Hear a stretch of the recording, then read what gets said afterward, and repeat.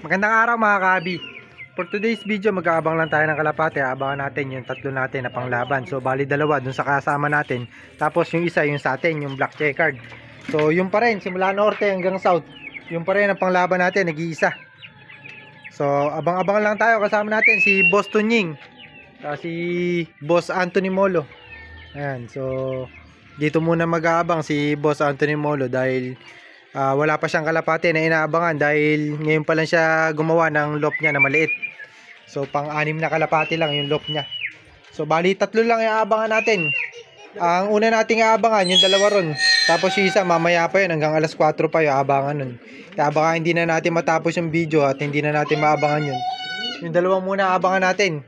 Pipilitin natin matapos yung video na to na nakita natin yung pagdating ng dalawa natin na kalapate. So sana dumating na. Ayan o. So ito yung kapares siya, nag-aabang na.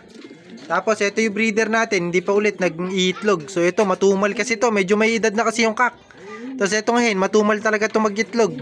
Kaya pa isa-isang anak lang yung ginagawa na to. Katulad ni Balaling, nag-iisa lang yan. Anak din nito, yung white feather natin.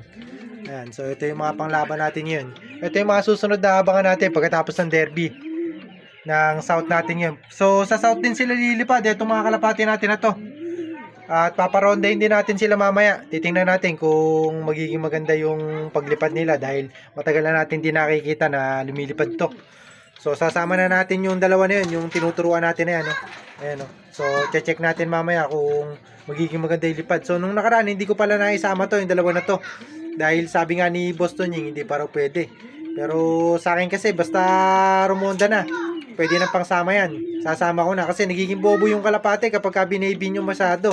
Kapag nakauwi kasi, nakauwi na sa loop nyo, pumasok na sa trapdoor o sa loop nyo mismo, para sa akin, sanay na yan. Ngayon, pwede na isama yan. So, ayan, may dumating na raw na isa. Abangan natin. Alam ko yun, nandyan ah. Wala pa pala, na-fake tayo ni Boss Tunying. So 1K pa, may get yung speed natin. So sana makauwi na yung kalapate natin. Kahit na mag-clock lang, okay lang naman. Pero mas maganda kung nasa 1K pa yung speed ng ibon natin.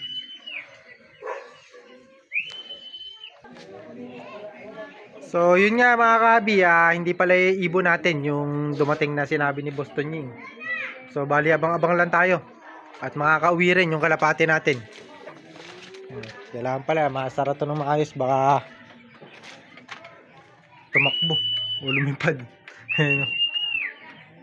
So yung mga kalapate natin ngayon, marami pa tayong breed ngayon na kalapate kasi nga medyo maganda yung premyo.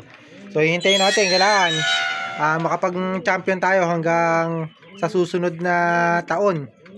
Pagka hindi pa, baka one loop race na lang ang laruan natin. Hindi na tayo maglalaro kasi hindi naman masyado siguro na, baka mahirap kasi umasa sa tsamba. Kapag kasi lumaro pa tayo dito sa club natin, baka puro gulong lang abuti natin. Pagka sa one loop race, maalagaan ng maayos. So bali si Boss Tunying, puro breeder na lang aalagaan nun. At pagka maglilipad tayo sa one loop race na, so hindi ko pa alam kasi yung specific na information sa one loop race. So hindi pa natin alam kung paano yung paglalaro dyan. So susubukan pa lang natin in case lang naman na hindi pa tayo makapag-champion nito. Hindi pa tayo makapag-champion ni Boss Tunying. So mahirap umasa sa tsamba, kaya sa one loop race na lang tayo magpapaalaga ng kalapate. Titingnan natin. Pero baka matsambahan pa naman ni Boss Tunying. Bibigyan pa natin ng chance si Boss Tunying. So time check tayo. Nasa 900 na lang yung speed ng ibon natin. Ayan, so bali yung dalawang inaabangan natin nasa 900 na lang speed. So update na lang ulit tayo mamaya kapag nakauwi na, para hindi matapos yung video natin ng sobrang haba tapos wala pa tayong ibon. So update muna tayo sa breeder natin na nagitlog na. Ito yung breeder natin na nagitlog na. Ano, so sa tagal natin na panahon na naghintay, ngayon lang sila nagitlog. So after 2 weeks, mapipisa na to. Tingin ko naman may similya parehas yung itlog na to. Hindi ko na kasi sinisilip to sa gabi. Hindi ko na iniilawan. Basta kung mapipisa sila, mapipisa. Hindi na ako nag-iilaw ng itlog ng ibon yan. Ayan. Tapos ito, hindi ko alam kung kailan mag-iitlog to. Mukhang medyo napabayaan ng konti ito eh. Kaya no. So dapat ano na to, kumpleto na yung haba ng balahibo nito ng pakpak. Kaso hindi pa nga no, may pa. Pero okay naman, maganda naman yung balahibo nila, saka hindi sila nagkabulutong. Kaso yung haba ng pakpak nila medyo may pa. Tapos dapat ito, nag-itlog na tong dalawa na to.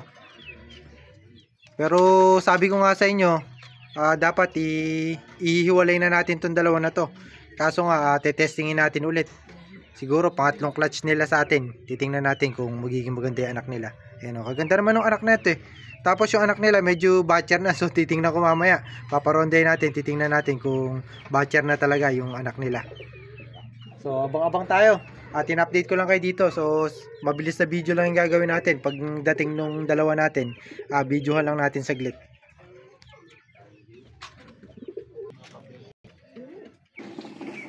Ito na isang ibon.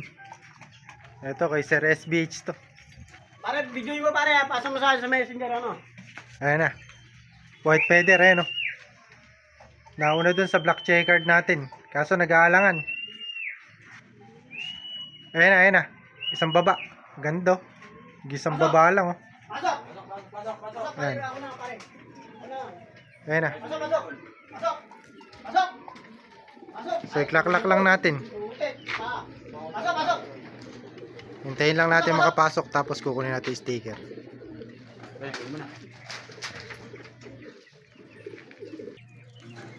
So ito yung kalapate ni Sir SBH no, durog.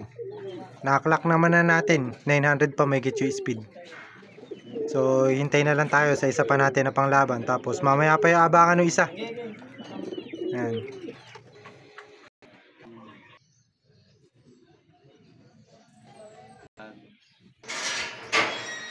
Sumakto pa yung kalapate natin no. Mukhang na mahinga to. Ay, hindi na bukid. Hindi na bukid, nambubong lang to. Ayan o. Walang putik eh. 700 pa, may git yung speed. May kaklak pa natin. Ayan. So buti umabot pa. Akala ko makakatop eh. 10 minutes na lang, cut off na tayo. Buti, maiklak-lak pa natin. Black checkered natin. Ayan, yung sing-sing, dalawa. Titingnan natin kung ano resulta.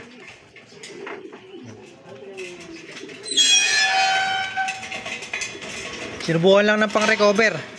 Lalagay na natin dito. Tapos tatapusin na rin natin itong video natin na to. Mamaya na kasi yung abangan. Ngayon pala magsisimula yung abangan ng isa. Medyo malayo na kasi yun eh. Dapat itong kalapati natin na to, doon din nakasampa. 400 km air distance na yun. Port lap na. Kaso naglolo ko kasi to. Kaya ang ginawa ko, binalik ko doon sa isang club. Doon ko sinali. Ayan, so ito nga yung mga kasama natin na mag-abang. Si Boston Ying, si Sir Anthony Mola. Sir, ano yung pangalan mo? Ricky. Ayan, si Sir Ricky. Ayan, kasama natin. Nagmamanok naman si Sir Ricky. At na ano lang dito kasi nagmamanok din kami rito. Ayan, mga manok namin. So, nakiabang. Ayan. Ayan, mga panglaban natin susunod. Marami tayong abangan sa susunod. Okay na ba? Parang sumuka ng tubig. Teka lang, iinom mo muna. Sige, sige. Iinom ng tubig eh. Iinom ng tubig yan. Ba't napainom mo na ba? Hindi pa. Pere-pere ka nun. Ano yung pinainom mo na yun? Wala. Yung laway niya malagkit. Ayan. Malagkit yung naging laway. Hindi, nakakita ko naglaway kanina. Para sumuka eh. Siguro may binabaan. Hindi, pero uminom pa eh. Tumukod lang yan. Magpahinga siguro. So hanggang dito na lang yung video natin at mamaya abangan pa natin yung isa. Ngayon pa lang kasi yung umpisa ng abangan nun. Hanggang alas 4 pa yun. Mag-aalas 5 pa cut off nun.